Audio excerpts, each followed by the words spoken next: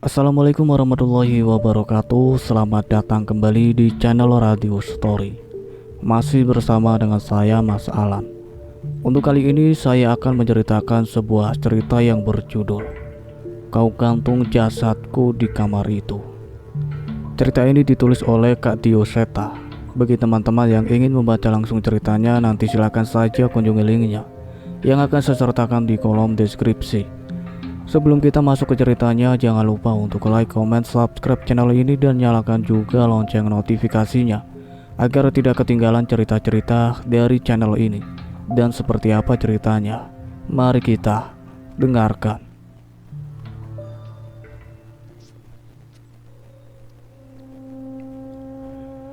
Kota pelajar. Siapa yang tidak tahu di mana aku berada saat mendengar sebutan itu? Sebuah kota yang katanya terbuat dari rindu, pulang, dan angkringan. Jargon itu memang bukan bualan semata. Baru sebentar aku tinggal di kota ini, sudah banyak sekali hal yang kukagumi. Kinan Aina Sartika. Aku membuka sebuah lembaran surat di mana namaku dengan jelas di sana. Nama sebuah universitas ternama terpapang di ujung kanan atas lembaran itu. Seketika bibirku tersenyum kembali, seperti saat beberapa hari lalu aku mendapatkan kabar ini. Sebuah pemberitahuan bahwa aku diterima dengan beasiswa di universitas impianku di kota ini. "Dok, sudah mau berangkat?" tanya Bude yang tiba-tiba menghampiriku. "Siap Bude, mau nyari kos dulu, minggu depan sudah mulai kuliah." "Kinan, kamu kalau mau tinggal di sini juga nggak apa-apa. Kamar ini kan kosong. Lydia kerja di Jakarta. Paling dia baru pulang setahun sekali," ucap Bude. "Matur nuwun Bude. Kinan seneng di sini. Tapi kampus Kinan kan lumayan jauh juga. Nanti Kinan sering mampir ke sini deh," balasku. "Ya sudah, terserah kamu saja. Yang pasti kapanpun Kinan mau. Tempat ini selalu terbuka buat Kinan. Pokoknya anggap saja rumah sendiri." Jujur, aku senang tinggal di rumah Bude. Tapi dari rumah Bude, aku butuh lebih dari setengah jam untuk sampai ke kampus. "Iya Bude, izin pinjam motornya sebentar ya." "Iya, hati-hati ya Nduk." Aku pun berpamitan dan segera meninggalkan rumah Bude, bermodalkan koran dan petunjuk dari beberapa orang mengenai tempat yang kira-kira sesuai dengan kriteriaku. Aku terlalu semangat memulai hari ini. Dengan motor metik yang kupinjam dari Bude, aku mengelilingi kota ini, menikmati setiap pemandangan dari tempat-tempat yang kulintasi. Dari rumah Bude aku melintasi jalan yang dikelilingi dinding-dinding keraton yang megah seolah menyimpan kenangan-kenangan dari budaya masa lalu negeri ini. "Kula nuwun Bu, kos apa masih ada kamar kosong di sini?" Aku menghampiri sebuah rumah yang cukup besar, sesuai dengan alamat yang ditunjukkan pada halaman koran. "Maaf ya Mbak, kamarnya baru saja penuh kemarin." "Enggak, gak apa-apa Bu, matur nuwun." Beberapa tempat kuhampiri sesuai dengan catatan yang kupegang. Tak jarang aku menanyakan warga sekitar mengenai keberadaan tempat yang kos yang sekiranya masih kosong. Namun, hingga sore hari aku masih belum mendapatkan kamar kos yang kosong. Kalaupun ada, harganya juga di luar budgetku. Menjelang maghrib aku memutuskan untuk kembali ke rumah Bude dulu. Mungkin besok aku akan lebih beruntung dan bisa menemukan tempat yang cocok. Aku melaju motorku melalui jalur belakang kampus. Entah mengapa saat itu suasana terasa begitu sunyi. Langit yang mulai memerah membuat perasaanku mulai tidak tenang. Aneh, saat melewati suatu daerah komplek rumah yang didominasi dengan bentuk bangunan lama, tiba-tiba mesin motorku berhenti. Beberapa kali aku menekan tombol starter untuk menyalakan mesin, namun sama sekali tidak ada tanda-tanda motor ini akan menyala. Aku pun mencoba memandang ke sekitar, berharap pada bengkel motor yang terlihat dari jangkauan mataku. Namun sayangnya tidak ada sama sekali. Dengan menahan keluh, aku mendorong motor sambil berharap ada bengkel yang tidak jauh dari tempatku berada saat ini. Sayangnya, bukannya bengkel, hanya tenda angkringan yang ada di dekatku saat ini. Mungkin tidak buruk juga jika aku berhenti sejenak untuk mengisi perut sekaligus menuntaskan hausku. Kula nuwun mas, permisi, es teh satu ya, ucapku. Nggih mbak. Penjaga angkringan itu dengan sigap menyediakan es teh yang kupesan. Di samping itu, mataku juga sudah berbinar-binar melihat lengkapnya nasi kucing dan sate-satean, pelengkap hidangan istimewa kampung di tempatnya. Motornya mogok mbak, ucap mas itu membuka pembicaraan. Iya mas, gak tahu kenapa, balasku masih sambil sedikit mengunyah gorengan yang masih hangat. Saya bantu cek boleh mbak? Masnya ngerti mesin? Namanya cowok itu harus ngerti soal motor walaupun sedikit, tapi gak janji juga sih, balasnya. Aku menyerahkan kunci motorku padanya, dan mas penjaga angkringan itu segera mengecek kondisi motorku. Tak berapa lama aku mendengar suara mesin motor yang menyala. Bisa nyala mas, ucapku yang segera keluar dengan wajah tersenyum. Gak ada masalah apa-apa kok mbak, tas starter langsung nyala, jawabnya. Mendadak aku jadi bingung. Tadi sudah beberapa kali aku mencoba menyalakan motorku, namun sama sekali tidak berhasil. Penjaga angkringan itu segera mengembalikan kunciku dan masuk ke dalam lagi. Beneran mas, tadi gak bisa nyala, ucapku. Biasanya kayak gitu gara-gara bensin kecampur, atau businya sudah waktunya ganti. Mending besok langsung diservis, ucapnya. Nggih mas, matur nuwun, terima kasih. Saya sampai belum tahu nama masnya siapa, balasku. Wiro mbak, sudah tak tulis gede banget loh di depan, angkringan Mas Wiro. Lah kok masih ada aja yang nanya, ucapnya. Aku sedikit tertawa mendengar logatnya menceritakan nama angkringannya itu. Lah, nggak ngeh kok mas, saya yakinan mas, besok-besok pasti saya mampir lagi ke sini, balasku. Memangnya mbaknya ada acara apa toh? Sore-sore ke daerah sini? Tanya Mas Wiro. Nyari kos mas, udah seharian nyari masih belum dapet nih, bingung juga. Mendengar ceritaku, Mas Wiro malah keluar dan melongo ke beberapa arah. Mbak, kesini mbak, ucap Mas Wiro. Aku keluar dari tenda angkringan itu sesuai ucapan Mas Wiro. Itu yang tingkat kamar mandi dalam 800.000. Itu yang halamannya luas, ada parkiran mobil 700.000. Nah, yang di ujung sana bangunan lama 300 ribuan. Jelas Mas Wiro yang segera kembali lagi ke dalam. Loh, masnya kok bisa hafal? Tanya aku. Lah, anak kos kan sering nongkrongnya di sini. Coba aja minggu depan pas udah mulai kuliah. Jam segini pasti udah banyak yang nangkring sampai gelar tiker, balasnya. Wah, pokoknya aku terima kasih banget sama Mas Wiro. Udah benerin motorku, bantu nunjukin kos-kosan sampai ke harganya juga, balasku. Wes, santai aja. Ntar kalau jadi pindah sini kita juga pasti sering ngobrol. Aku memperhatikan beberapa tempat yang ditunjukkan oleh Mas Wiro. Beberapa tempat yang diceritakan memang masih di atas budgetku. Setidaknya aku tertarik dengan kos bangunan lama yang tadi ditunjukkan.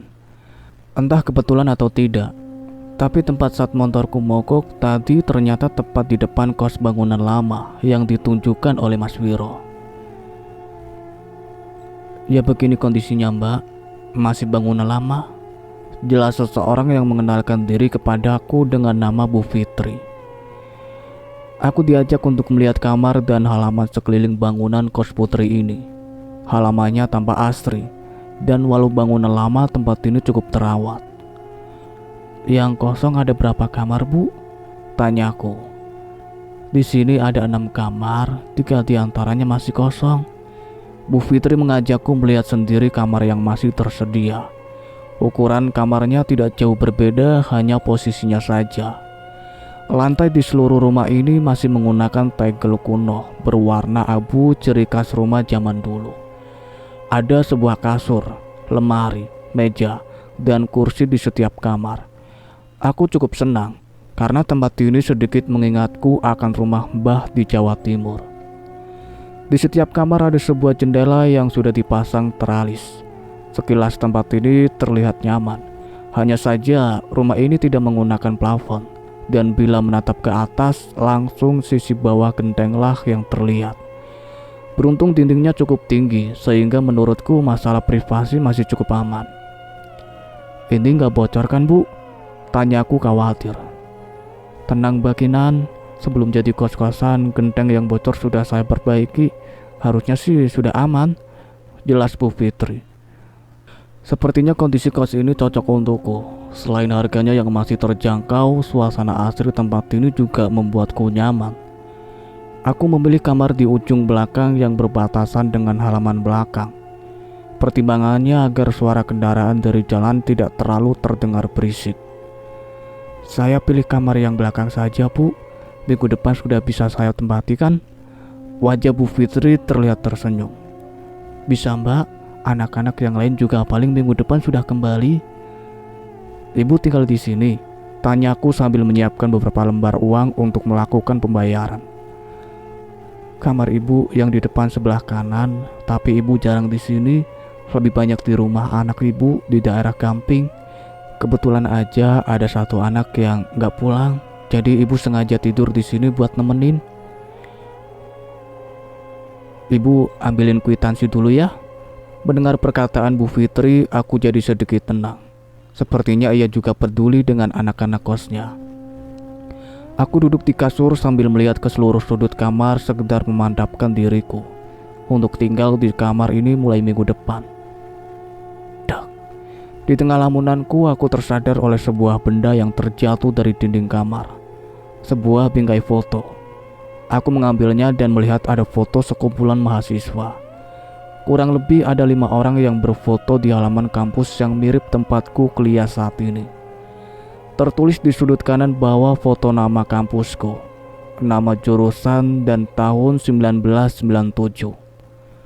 Saat memperhatikan foto itu, aku seperti merasa ada yang aneh. Seolah ada seseorang yang memperhatikanku di tempat ini. Aku pun meletakkan foto itu di kasur dan kembali menunggu Bu Fitri. Namun, ada sesuatu yang menurutku aneh. Kursi. Seingatku, tadi kursi itu berhadapan dengan meja. Namun sekarang kursi itu seolah sudah berputar dan menghadap ke arahku. Apakah aku yang salah ingat? Tapi hal ini membuatku merasa tidak nyaman, seolah ada yang duduk di kursi itu dan memperhatikanku. Ini kwitansinya Mbak Kinan, ucap Bu Fitri yang sudah selesai membuatkan kwitansi. Bu, saya jadinya di kamar yang di tengah saja. Aku yang masih merasa keanehan di kamar ini segera meminta untuk pindah ke kamar yang di tengah, yang berbatasan langsung dengan kamar kos penghuni lainnya. Wajah Bu Fitri sedikit terlihat bingung, tapi sepertinya ia tidak mempermasalahkan itu dan segera merubah nomor kamar yang ada di kwitansi yang ia bawa. Bu, Rini pulang. Terdengar suara seorang perempuan yang memasuki rumah menuju kamar yang berhadapan dengan yang akan aku tempati nanti. Nah, itu Rini, anak kos yang ibu ceritain tadi. Mau kenalan? Tawar Bu Fitri. Boleh Bu. Bu Fitri mengajakku menghampiri kamar anak kos bernama Rini itu. Rini, kenalin ini Kinan. Mulai minggu depan dia kos di sini juga, ucap Bu Fitri. Rini bergegas menghampiri kami keluar kamar dan menjulurkan tangannya. Kenalin, aku Rini, semester 3. Jangan nunggu minggu depan dong. Secepatnya aja biar aku ada temen, ucap Mbak Rini yang ternyata begitu ramah. Melihat tingkahnya itu, seketika senyumku terpancing. Namaku Kinan Mbak. Coba nanti aku tanya sama Bude. Kalau bisa nanti aku pindah lebih cepat buat nemenin Mbak Rini, balasku. Nah gitu dong. Ini nomor handphoneku. Kabar-kabar aja ya, balasnya. Kami bertukar nomor handphone di depan kamarnya. Mbak Rini memang sangat ramah, tapi ada satu hal yang membuatku merasa kurang nyaman. Aku mencium aroma melati dari kamar yang ia tempati. Kinan, bareng gak? Seorang mahasiswa menghampiriku dengan motor bebeknya.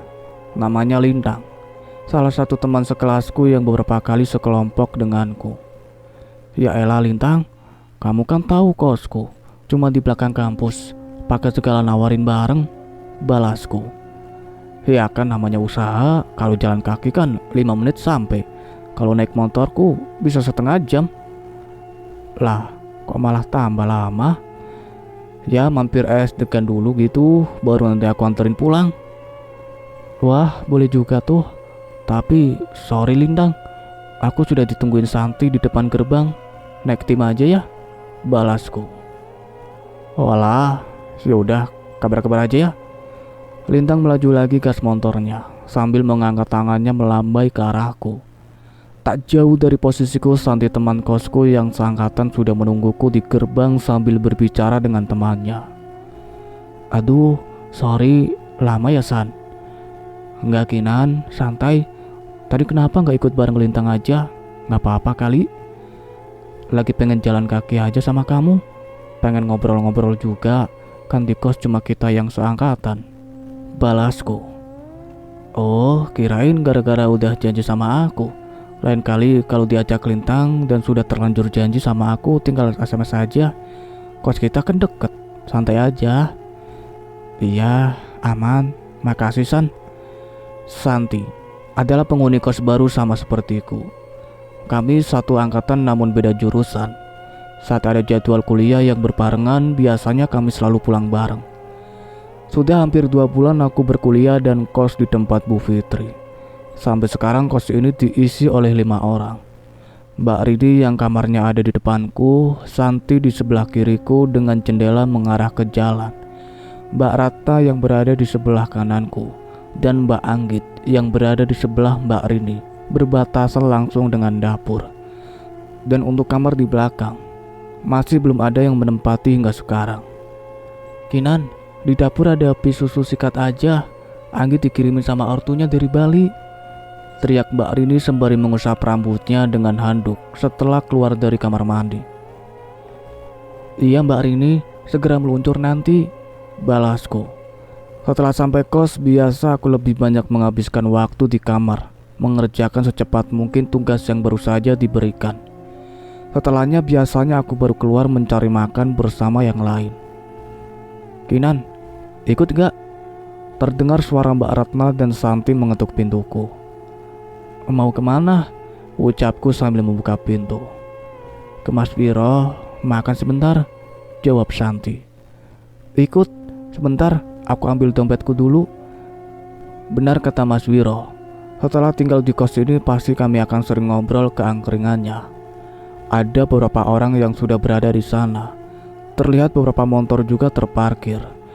Namun yang paling mencolok adalah Vespa tua yang terparkir di antara motor lainnya. Mas Wiro, jahe susunya 2, teh panas 1 ya. Mbak Kinan, tunggu ya, tak siapin, balas Mas Wiro. Aku dan yang lain mengambil beberapa jenis nasi dan gorengan untuk ke bawah ke tikar di trotoar samping tenda angkringan.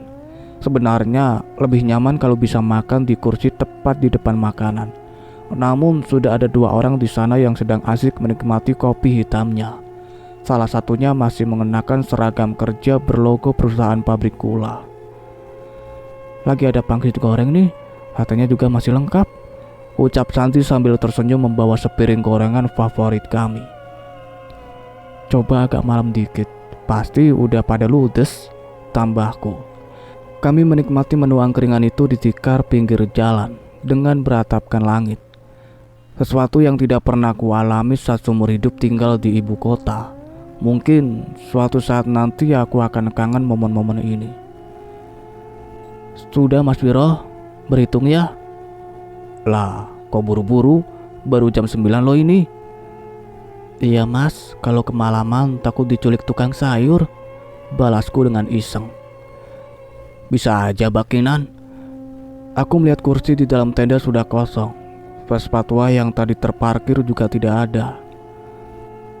Vespa tua tadi punya mas-mas yang tadi ya? Tanyaku basa-basi. Iya mbak, kenapa toh? Nggak apa-apa, semoga mereka banyak rezeki jadi bisa beli motor yang lebih layak, balasku. Amin mbak, tapi bisa jadi motor itu punya kenangan tersendiri buat mereka, ucap Mas Biro sambil menyerahkan uang kembalian kepadaku. Sesampainya di kos, kami segera kembali ke kamar masing-masing.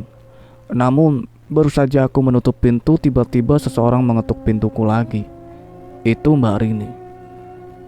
Iya, kenapa Mbak Rini? Mbak Rini berdiri di depan pintuku dengan tatapan yang aneh. Ia menatapku dari ujung kepala hingga ujung kaki.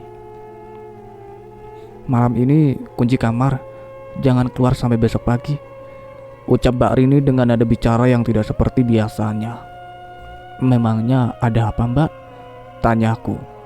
Namun bukannya menjawab, ia malah melongos dan berjalan ke arah kamar Santi.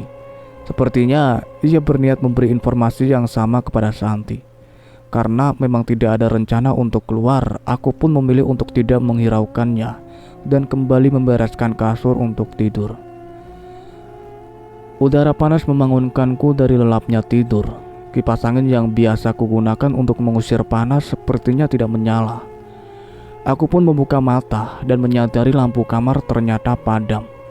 Sebelumnya belum pernah ada pemadaman listrik di tempat ini. Namun Bu Fitri pernah bilang kalau ia sudah mempersiapkan lilin di dapur apabila terjadi pemadaman. Aku pun memberanikan diri keluar bermodalkan cahaya dari handphone monokromku. Gelap. Aku tidak pernah menyangka rumah akan segelap ini saat tidak ada cahaya. Jendela rumah yang tertutup tirai menghalangi cahaya masuk dari luar, yang membuatku merasa tidak nyaman. Aku merasa di tengah kegelapan ini ada banyak sosok yang memperhatikanku. Ingin rasanya aku mengarahkan cahaya handphoneku ke beberapa sudut, namun nyaliku tidak cukup besar untuk itu. Akhirnya aku tetap mengarahkan kakiku menuju rak lemari yang berada di dapur. Cukup sulit aku mencari keberadaan lilin yang disimpan oleh Bu Fitri. Aku ingin segera mencarinya dan segera membawanya ke kamar.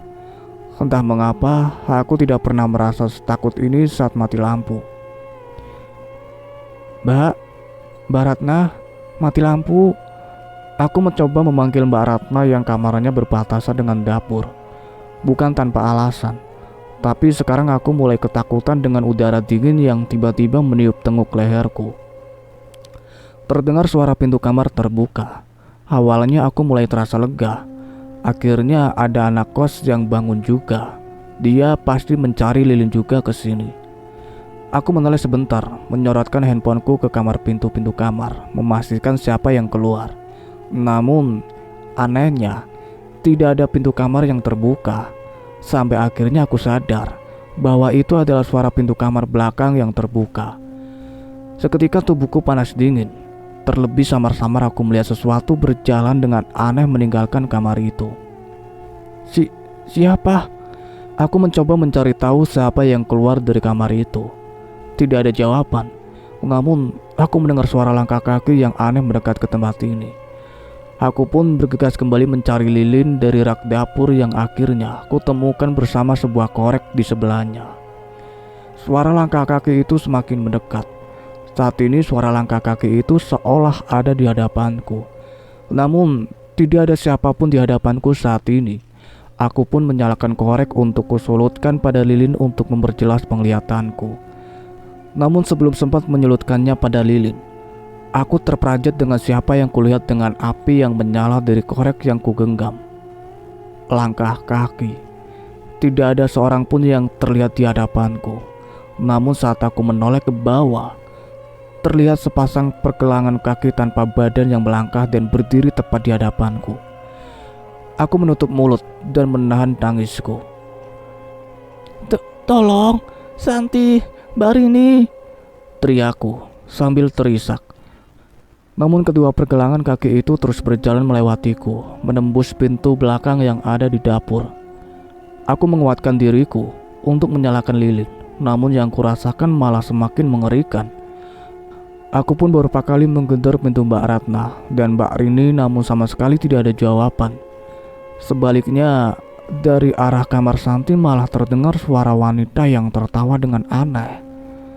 Santi, keluar San, Teriakku sambil menggedor pintu kamarnya. Namun Santi tidak menghiraukan suaraku dan malah tertawa dengan suara mengerikan.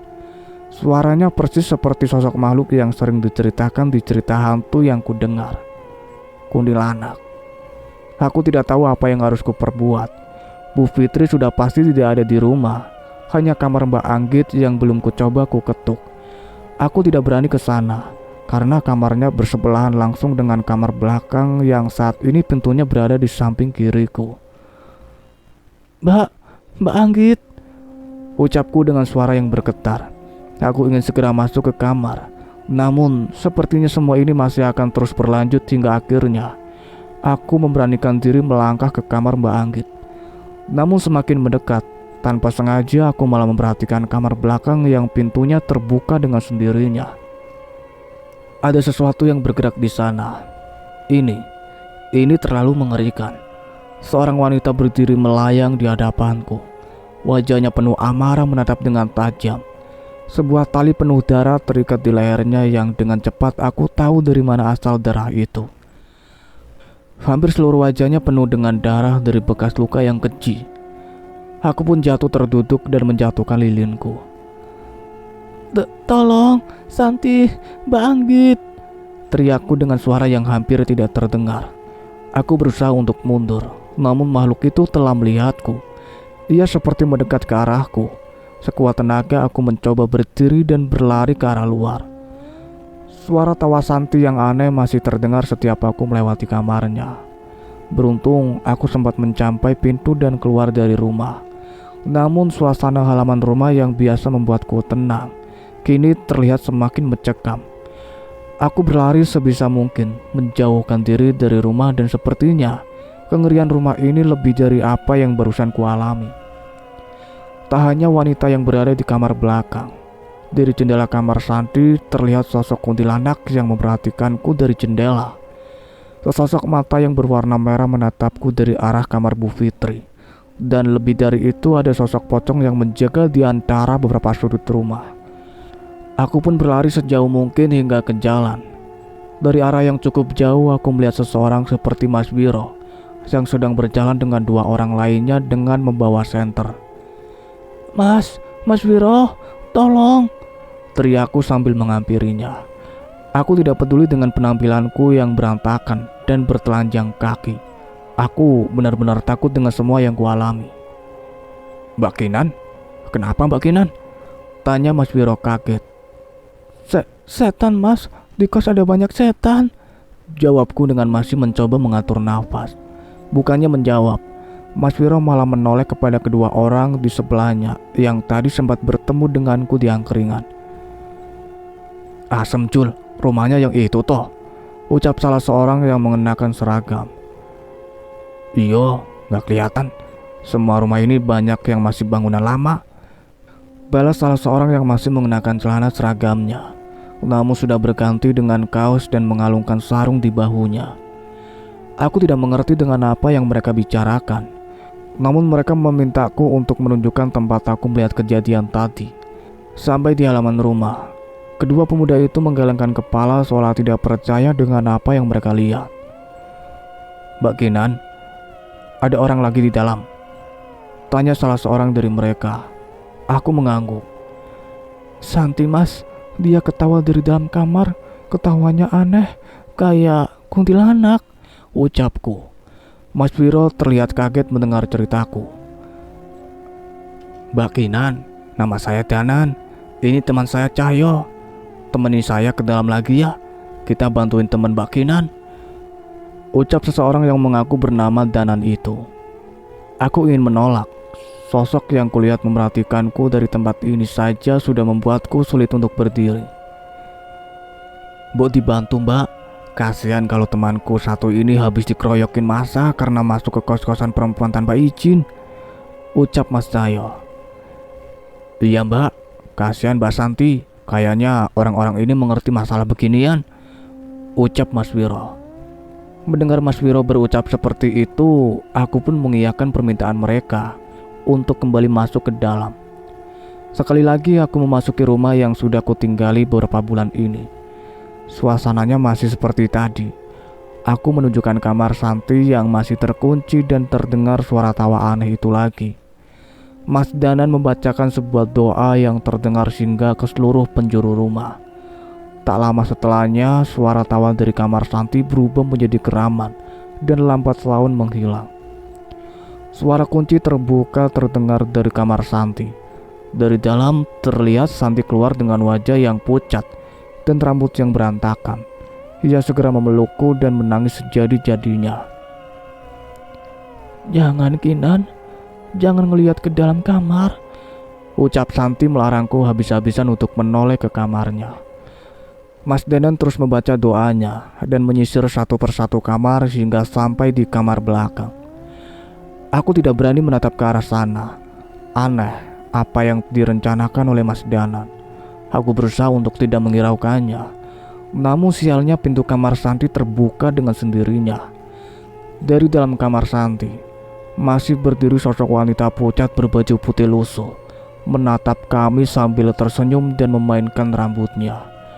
Aku menutup mulutku dan menahan tangisku melihat sosok mengerikan itu. "Sudah, kita keluar sekarang," ucap Mas Danan yang segera menghampiri kami. Ia menatap sebentar sosok di dalam kamar Santi dan terus mengarahkan kami keluar. "Piyenan, gimana?" tanya Mas Cahyo. "Cuma tinggal mereka berdua. Banyak setan kiriman juga. Kita urusin nanti. Jangan bahas di sini," jawab Mas Danan. Kami pun memutuskan untuk berkumpul di angkringan Mas Wiro yang seharusnya sudah bersiap untuk tutup. "Mas, bener gak ada siapa-siapa lagi di rumah itu. Soalnya tadi Mbak Rini sempat mengetuk pintu kamarku dan ngelarang saya untuk keluar dari kamar malam ini," ucapku. Mas Danan dan Mas Cahyo saling bertatapan. "Enggak, sepertinya yang ngasih tahu itu bukan temanmu," jawab Mas Danan. "Iya, Kinan. Mbak Rini tadi sore pergi bawa tas besar setelah kita pulang, kayaknya nginep," ucap Santi. "Mbak Anggit gimana?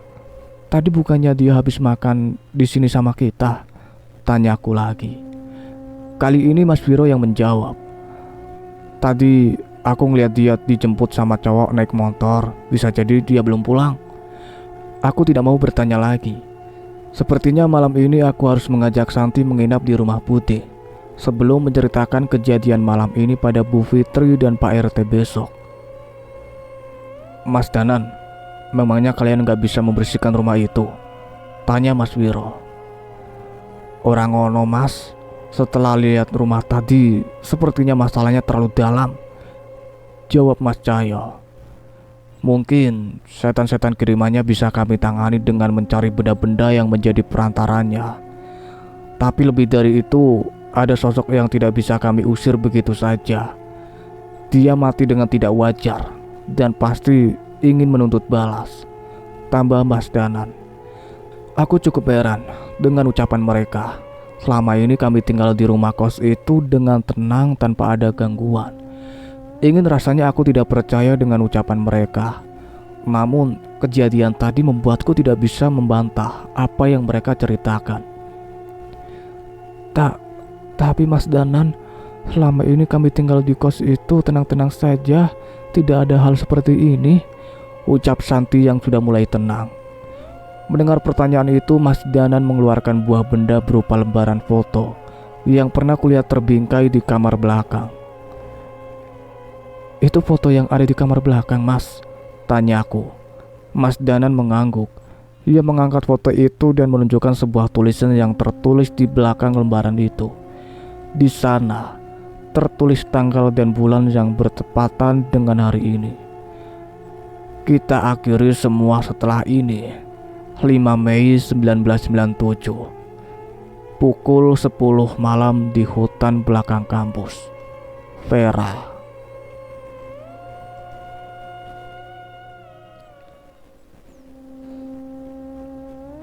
Aku menghabiskan malam bersama dengan Santi di rumah Bude. Kami memutuskan untuk tidak masuk kuliah dulu hari ini, untuk menenangkan diri sekaligus mencari tahu tentang permasalahan di kos semalam. "Dok, udah bangun? Sarapan dulu," temannya diajak. ucap Bude yang menyadari bahwa aku sudah terbangun. Santi masih tidur, Bude. Biar istirahat dulu saja. Dia pasti masih trauma sama kejadian semalam. Coba ceritakan sama Bude, sebenarnya ada apa sampai kalian lewat tengah malam maksa untuk tidur di sini? Aku memang belum menceritakan kepada Bude tentang apa yang terjadi. Semalam, Bude melihatku dan Santi datang dengan wajah yang pucat kelelahan, sehingga Bude menyuruh kami untuk segera istirahat. Ini pertama kalinya Kinan melihat makhluk halus, Bude. Ucapku sambil mengusap-usap bahuku karena merinding setiap mengingat kejadian semalam. Mendengar perkataanku, Bude menghentikan kegiatannya dan mengambil kursi untuk duduk di hadapanku. Makhluk halus? Kamu yakin? Aku mengangguk dan menceritakan semua kejadian semalam pada Bude. Mulai dari pemadaman listrik, kemunculan kaki manusia yang melangkah tanpa badan, sosok yang tergantung di kamar belakang, hingga Santi yang kesurupan oleh sosok menyerupai kuntilanak itu. Aku melihat ekspresi wajah Bude yang ikut merinding mendengar ceritaku. Namun ia mulai tenang saat aku bercerita ada beberapa pemuda yang membantu kami. Sekarang, mas-mas itu kemana? Mereka membantu melapor ke Pak RT dan mencari tahu ke ibu kos dulu. Mungkin habis ini aku mau nyusul mereka. Santi biar istirahat di sini dulu, boleh Bude? Ya udah, nggak apa-apa. Kamu jangan buru-buru, istirahat dulu saja. Nggak bisa, Bude. Aku harus ceritain ini semua. Takutnya bahaya juga buat anak-anak kos yang lain. Memang benar. Walaupun takut, aku lebih khawatir dengan Mbak Rini dan yang lain. Aku takut malam ini makhluk itu muncul lagi saat mereka bertiga ada di kos. Jam 11 siang, aku berpamitan pada Santi dan memintanya untuk beristirahat. Wajahnya masih terlihat pucat dan lemah. Hati-hati Kinan, kalau masalah di kos belum jelas, jangan tidur di sana, ucap Santi. Aku mengangguk dan menenangkan dia. Kamu berangkat naik ke apa, Kinan? Tanya Bude menghampiri kami. Dijemput Lintang, Bude, biar ada yang nemenin, ucapku. Aku sudah pernah bercerita tentang Lintang kepada Bude, jadi dia cukup tenang saat aku ada yang menemani. Kami janjian ketemu di salah satu minimarket depan komplek agar ia tidak repot mencari jalan masuk ke rumah Bude. Ya sudah, pokoknya ada apa-apa bilang Bude ya. Jangan sampai ibumu juga khawatir. Iya Bude, Kinan pamit. Setelah berjalan kaki selama beberapa menit, aku sudah melihat Lintang menunggu di depan minimarket dengan motor bebek kebanggaannya. Sorry, nunggu lama ya, ucapku. Enggak kok, santai aja. Itu yang tadi kamu ceritain beneran? Tanya Lintang dengan wajah yang heran. Bener Tang, orang yang dengar pasti gak percaya ada sesuatu di rumah itu yang gak beres, jawabku. Kalau gitu, pindah kos aja, ucap Lintang. Rencananya sih begitu, tapi kita cari tahu dulu. Takutnya salah langkah malah lebih bahaya, balasku. Bener tuh, sekarang kita kemana dulu? Ke kos dulu, temuin anak kos yang lain. Tanpa menunggu lama, Lintang menyerahkan helm kepadaku dan mengantarkanku kembali ke kos. Sepanjang perjalanan aku menceritakan tentang apa yang kulihat di kos kepada Lintang. Berkali-kali dia menyarankanku untuk pindah ke kos yang lebih aman. Di depan kos aku melihat sudah terparkir motor Vespa tua dan beberapa motor lainnya. Dari jauh terlihat sudah ada beberapa orang di ruang tamu. Mbak Kinan, sudah sehat? Tanya Mas Danan yang sudah sampai duluan di sana. Sudah Mas, Santi masih gak enak badan. Dia masih istirahat di rumah Bude. Aku memperhatikan sekitar. Bu Fitri, Pak RT, dan teman-teman kos ternyata sudah berkumpul lebih dulu di sana. Dan sepertinya sudah memulai perbincangan. Mas Danan mempersilahkanku untuk duduk dan mendengar mengenai kesimpulan yang sudah mereka bahas. Bu Fitri membeli rumah ini dan menjadikan kos-kosan baru sekitar 3 tahun. Dan selama ini belum pernah mendengar ada kejadian seperti ini. Pak RT juga bercerita ia tidak mengetahui tentang sejarah rumah ini. Ia berjanji akan mencari tahu tentang sejarah rumah ini pada warga yang lebih lama tinggal di sekitar sini. Sebenarnya bukankah ada kejadian, Bu? Tiba-tiba Mbak Rini berbicara seolah ingin menceritakan sesuatu. Maksud Mbak Rini, sebelumnya pernah ada kejadian yang sama. Mbak Rini bertatapan dengan Mbak Anggit sebelum memutuskan untuk bercerita. Semalam sebenarnya ada alasan kenapa tiba-tiba diajak keluar sama pacar saya. Dia baru bilang tadi pagi.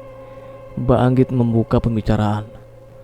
Katanya waktu nelpon semalam, dia mendengar suara perempuan lain yang suaranya aneh seperti kadang menangis, kadang mengeram.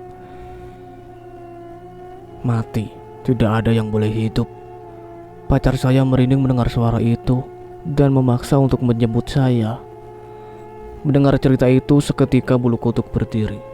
Beruntung pacar Mbak Anggit segera tanggap dengan situasi semalam. Saya juga pernah ada yang datang ke rumah ini, seorang nenek.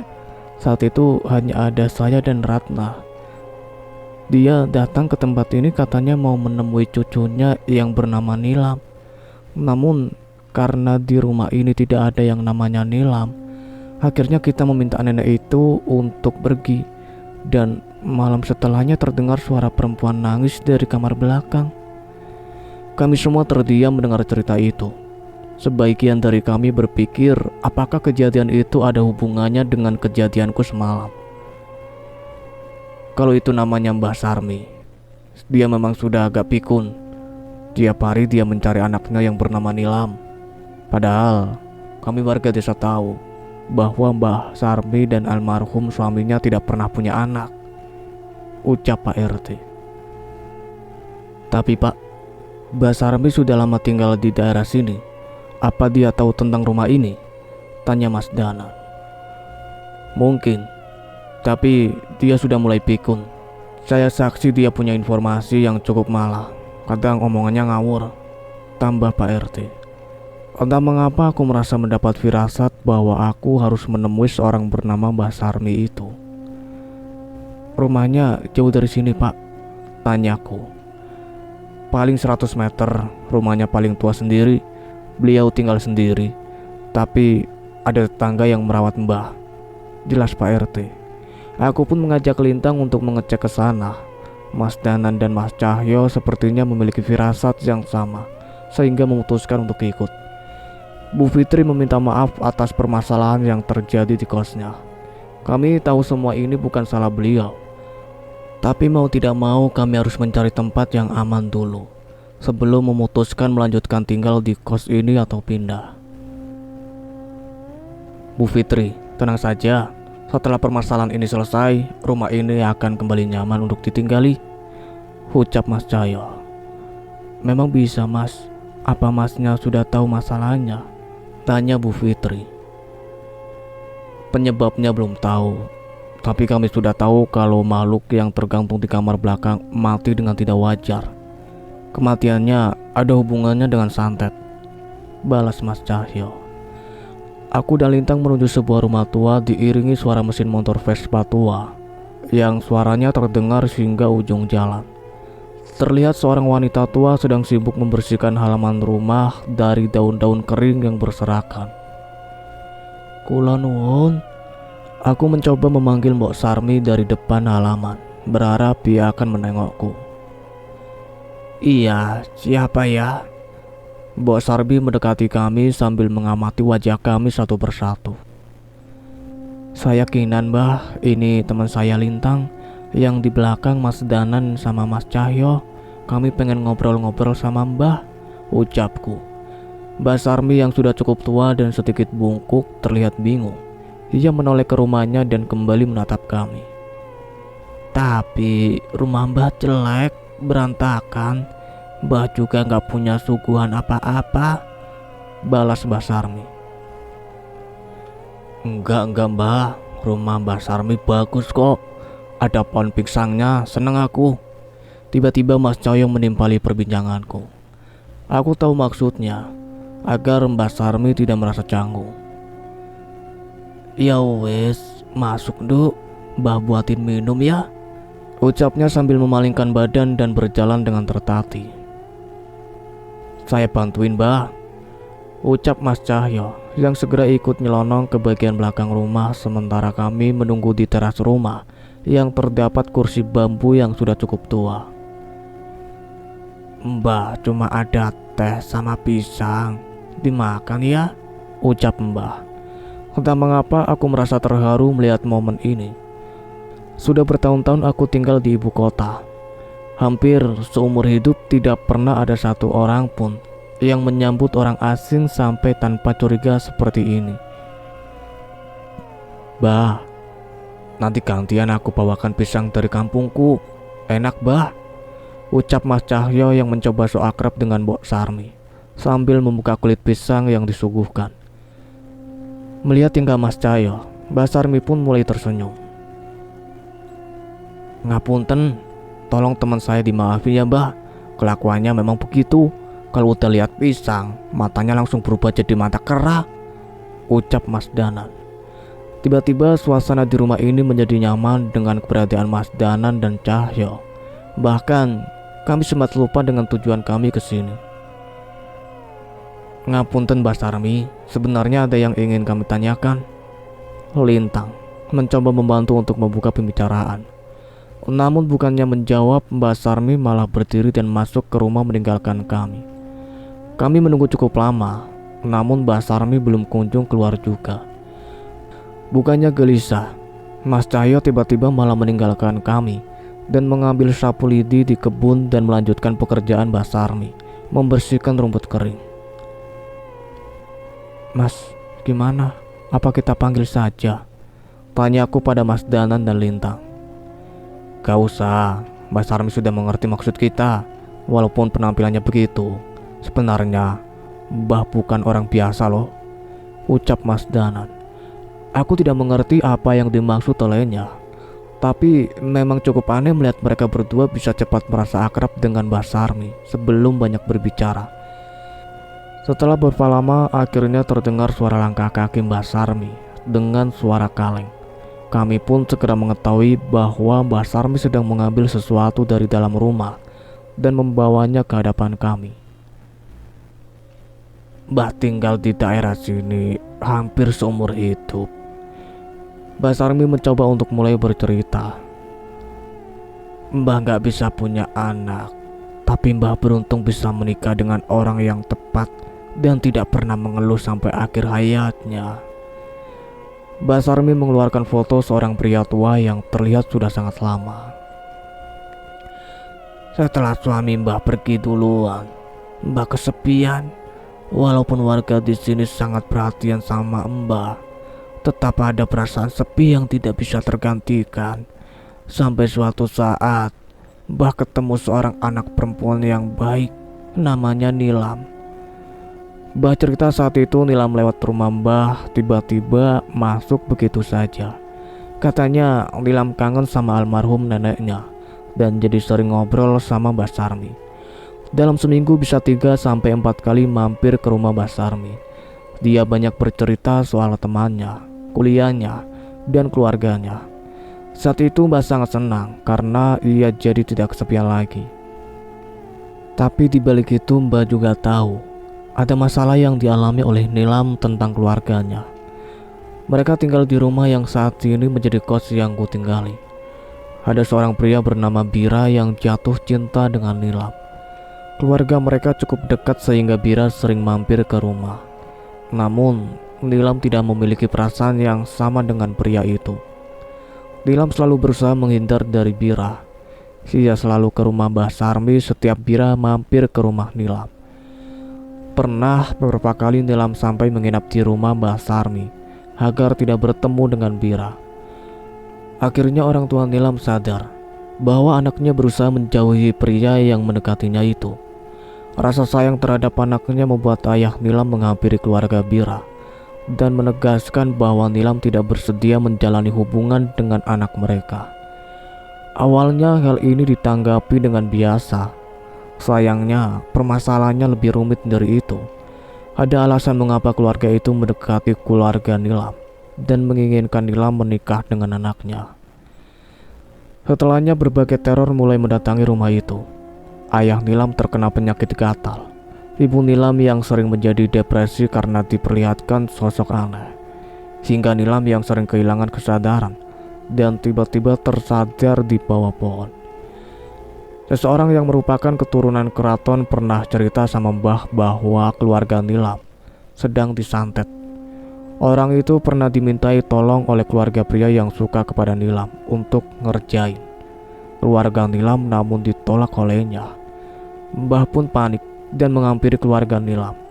Namun Mbah juga tidak punya kemampuan sebesar itu untuk menangkal serangan yang diarahkan kepada keluarga Nilam. Apalagi saat bertemu orang tua Nilam, Mbah melihat orang tua Nilam terlihat linglung. Beruntung teman-teman kampus Nilam yang mengetahui keadaan Nilam tidak tinggal diam. Mereka mencari cara untuk membantu Nilam dengan bantuan pemuka agama, orang pintar, dan sesepuh yang mengerti masalah ini. Namun sekali lagi, masalah ini tidak semudah itu. Keluarga sang pria begitu keras menginginkan Nilam menikah. Ternyata karena weton Nilam sesuai dengan syarat tumbal untuk pesugihan yang mereka jalani. Ketika mereka gagal, maka nyawa mereka lah taruhannya. Nilam dan teman-temannya merencanakan suatu hal untuk menyelamatkan Nilam. Orang tua Nilam diungsikan ke rumah keluarga terdekat dan rumah dikosongkan. Nilam pun tinggal bersama teman-temannya. Mereka mengetahui bahwa Bira masih sering ke rumah itu untuk mencari Nilam. Namun yang ditemui hanyalah rumah kosong. Mereka kira ini akan berjalan lancar. Sampai suatu kebodohan dilakukan oleh Vera, salah satu teman Nilam. Vera jatuh cinta dengan Bira. Vera menghubungi Bira dan memintanya bertemu di rumah Nilam pada waktu yang dijanjikan. Bira sangat kecewa saat tidak menemukan Nilam bersama Vera. Namun Vera menahan Bira dan berusaha meyakinkan Bira bahwa ia lebih bisa membuat Bira bahagia dibanding Nilam. Vera berjanji akan memberikan apapun yang Bira mau, agar Bira mau bersamanya dan melupakan Nilam. Mendengar ucapan Vera, Bira sebagai seorang laki-laki menerimanya dengan senang hati. Di rumah itu juga Bira meminta Vera untuk melayani nafsunya. Vera sudah siap dengan itu dan mengikuti semua keinginan Bira. Rumah yang seharusnya kosong itu kini dipenuhi suara desahan sepasang manusia yang saling melampiaskan nafsunya. Setelah Vera memenuhi janjinya, kini giliran Bira yang akan melepaskan Nilam dengan baik-baik. Ia meminta Vera untuk mengajak Nilam ke hutan belakang kampus pada tanggal 5 Mei untuk mengakhiri semua permasalahan ini. Entah mengapa, Vera merasa tidak pantas menemui mereka secara langsung setelah apa yang ia lakukan bersama Bira. Ia pun mengirimkan sebuah pesan di balik foto mereka agar berkumpul di belakang kampus pada waktu yang dijanjikan. Dan hari yang dijanjikan pun tiba. Vera merasa tenang ketika akhirnya temannya bisa selamat dan ia bisa mendapatkan pria yang dicintainya. Namun, yang terjadi bukan seperti apa yang dijanjikan. Di hadapan Nilam, Vera dan teman-temannya itu Bira mengeluarkan sebuah handycam dan memutar sebuah rekaman kejadian saat Bira dan Vera berhubungan badan. Seketika Vera menangis sejadi-jadinya. Semua seperti sudah direncanakan oleh Bira. Saat itu juga Bira memberi ancaman pada Nilam. Bila tidak ingin menuruti kemauannya, Bira akan menyebarkan rekaman itu dan membuat Vera dan keluarganya malu. Tidak ada pilihan lagi untuk mereka. Vera menangis memohon maaf kepada Nilam. Namun, sepertinya Nilam juga sudah lelah dengan semua ini, hingga menuruti keinginan Bira. Nilam berjanji akan menemui Bira di rumah malam besoknya. Saat itu senyuman puas terpapang di wajah Bira, seolah sama sekali tidak peduli dengan Vera. Biarpun meninggalkannya di hutan belakang kampus dengan tangisan penyesalannya. Sesuai perjanjian mereka, Bira datang pada malam hari ke rumah itu. Bira mengecek pintu rumah tidak terkunci. Ia masuk ke dalam, dan benar, Nilam sudah ada di sana. Ia berdiri di ruang tengah menyambut kedatangan Bira dengan dandanan yang paling cantik yang pernah ia lakukan untuk dirinya. Bira terkesima melihat kecantikan Nilam dan sudah membayangkan apa yang akan terjadi setelah ini. Bira mengunci pintu rumah dan mendekati Nilam. Saat sudah di hadapan Nilam, Bira bersiap mencubu bibir Nilam. Namun ia merasa ada yang aneh. Semakin lama wajah Nilam semakin pucat. Ia menyadari bahwa sedari tadi Nilam menyembunyikan telinganya di belakang. Rupanya Tepat saat kedatangan Bira ke rumah, Nilam segera mengiris pergelangan tangannya untuk mengakhiri hidupnya. Ia tidak sudi bila harus dimiliki oleh seseorang seperti Bira. Tak berapa lama, tubuh Nilam terjatuh dan nafasnya menghilang bersama dengan kesadarannya. Bira merasa kesal dan panik melihat hal itu. Namun kekagumannya akan kecantikan Nilam belum memudar bahkan saat nyawa Nilam tidak lagi bersatu dengan jasadnya. Seolah masih termakan oleh nafsu, Bira yang gelap mata menyetubuhi jasad Nilam yang sudah tidak bernyawa. Sebuah penghinaan yang keji yang bisa diberikan ke jasad seorang manusia. Setelah sadar dengan apa yang dilakukannya, Bira berusaha menghilangkan barang bukti dengan membersihkan bercakan darah yang berceceran.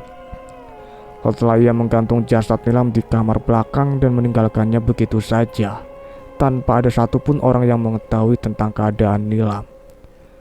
Vera keluar dari kampus dan menghilang setelah kejadian di hutan belakang kampus. Ia tidak berani menunjukkan wajahnya di hadapan teman-temannya lagi. Teman Vera yang lainnya menganggap Nilam sudah bersama Bira dan tidak bisa berbuat apa-apa lagi. Berbulan-bulan rumah itu kosong dengan jasad Nilam yang masih tergantung. Warga sempat mencium bau busuk namun tidak menyangka bahwa itu adalah jasad manusia. Sampai akhirnya orang tua Nilam yang khawatir dengan keadaan Nilam pulang dan menemukan jasad Nilam tergantung di kamar. Orang tua Bira mengancam orang tua Nilam agar tidak melakukan otopsi karena mereka pasti bisa menemukan sisa-sisa perbuatan Bira di tubuhnya. Hingga akhirnya Nilam dikuburkan tanpa melibatkan warga di sekitar. Tidak kuat dengan kenangan pahit itu, orang tua Nilam pun menjual rumah itu. Mereka pindah ke luar pulau agar bisa melupakan kepedihan tentang Nilam dan menghindari serangan-serangan ilmu hitam yang pernah dikirimkan keluarga Bira. Selang 1 tahun tidak terdengar kabar dari Bira dan keluarganya. Beberapa orang pintar yang mengenalnya mendengar kabar bahwa mereka sekeluarga mati, mengenaskan karena penyakit sesak nafas dan sesuatu yang membuat kulitnya melepuh dan gatal hingga tidak ada orang yang ingin mendekatinya. Kisah Nilam berhenti sampai di sini hingga tidak ada yang mengetahui tentang kematiannya. Aku mengambil tisu dari tasku dan mengusapkan mata Mbah Sarmi yang sudah dibasahi oleh tetesan air mata. Berarti waktu itu Mbah Sarmi mampir ke rumah dan ketemu Mbak Rini untuk melihat Nilam ya? Ucap Mas Danan. Iya Mas, waktu itu Nilam nangis, tapi Mbah nggak bisa apa-apa selain mendoakan dan menengok dia, jawab Mbah Sarmi. Mbah, jangan sedih ya Mbah, kami akan cari cara supaya Nilam tenang, nanti kami juga akan sering main ke sini, ucapku. Iya Mbah, di kosanku sepi, mending aku main ke sini, numpang ngopi, tambah Lintang yang seketika menjadi simpatik setelah mendengar cerita Mbah Sarmi. Sekarang sudah jelas apa yang sebenarnya terjadi di rumah itu. Namun kami belum mengerti apa yang harus kami lakukan agar Nilam bisa tenang. Dan mengenai sosok lain selain Nilam, apa akan ikut pergi setelah Nilam tenang? Sudah Nan, ucap Mas Cahyo. Wes jelas semua. Mbah, kami izin pamit dulu ya, keburu malam, nanti pasti kita mampir ke sini lagi, ucap Mas Danan. Iya Mbah, nanti kami bawa pisang yang enak, tambah Mas Cahyo. Kedua orang itu memang sedikit aneh, tapi sepertinya aku sadar bahwa mereka sudah tahu apa yang akan mereka berbuat. Aku pun pamit pada Mbah Sarmi dan berjanji akan sering main ke rumahnya, sekedar untuk berbagi cerita dengannya.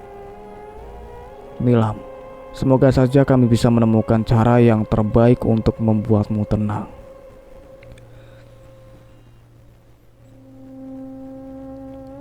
Suara motor Lintang menemani perjalananku kembali ke rumah Budi. Kali ini kami lebih banyak melamun daripada ngobrol seperti saat berangkat tadi. Cerita Mbah Sarmi mengenai tragedi Nilam benar-benar membuatku berpikir bahwa betapa beruntungnya hidupku yang tidak harus berurusan dengan hal-hal mengerikan seperti santet yang meneror keluarga Nilam. Ternyata dunia ini tidak hanya luas, tapi juga dalam, Bahkan di sekitar kita pun ada banyak hal yang tidak mampu kita ketahui dan terlalu dalam untuk dijangkau. Kamu masih kepikiran cerita Mbak Sarmi? Tanya Lintang dengan suaranya yang menyatu dengan angin perjalanan. Iya, ternyata ada cowok yang kayak begitu ya. Seharusnya pasangan itu ada untuk melengkapi hidup, bukan untuk tujuan mengerikan seperti itu, jawabku. Mendengar suaraku yang sedikit parau, Lintang menghentikan motornya dan menoleh ke arahku. Kinan, aku mau mampir sebentar, gak apa-apa ya? Ucap Lintang. Mau kemana emang? Tanya aku. Sebentar aja, searah kok, temenin ya. Aku mengangguk mengiyakan. Lintang sudah membantuku seharian. Tidak ada salahnya bila aku menemaninya sebentar. Lintang melaju motornya ke tempat yang cukup sering kulewati. Kami melalui stasiun dan melewati jalan yang searah, yang penuh dengan wisatawan dan pedagang. Trotoar dan ornamen jalanan yang khas dengan kota ini memanjakan mataku hingga akhirnya Lintang memarkirkan motornya di alun-alun. Mau ngapain kesini, Tang? Tanyaku bingung. Minum es degan, ucapnya sambil membantu melepaskan helmku dan meletakkan di motornya.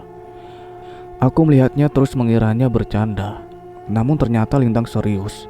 Dia memesan 2 gelas es degan dan mengajakku duduk di rumput menikmati pemandangan di tempat itu. Serandom ini? Tanyaku. Iya, gak apa-apa kan? Balas Lintang.